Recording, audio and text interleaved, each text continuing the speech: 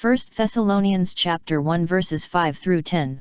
Like us you have received the word with joy, and turned to God from idols, to await the return of His Son.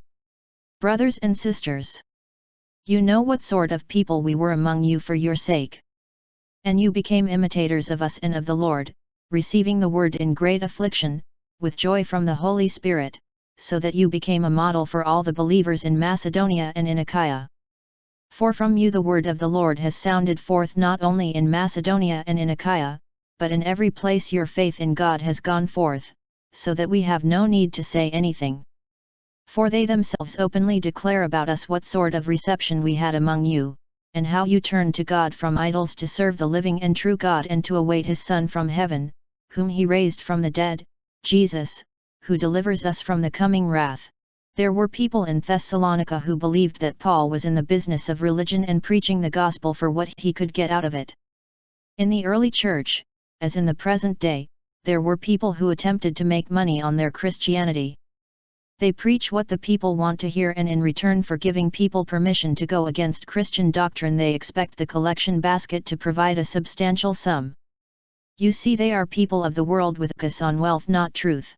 That certainly was not the truth with Paul, because he earned his money by making tents, not by preaching. It is important to remember that Christianity was a new religion and subject to persecution, but that did not prevent disciples from teaching others about Christianity, and thus opening the door to the possibility of personal and physical dangers. In 2014, there was the same risk of persecution, and death exists at the hands of the Islamic State, who justifies the murder of Christians by quoting the Quran 47:4. So, when you meet those who disbelieve, smite at their necks, till when you have killed, and wounded many of them. You would expect these people to abandon their faith and save their lives, but they, like the early Christians, they refused to do so.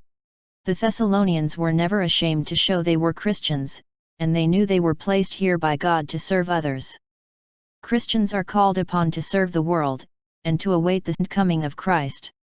Loyal service, patient waiting, and humility are necessary as we wait for the glory of heaven.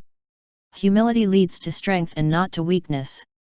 It is the highest form of self-respect to admit mistakes, and to make amends for them. John J. McCloy.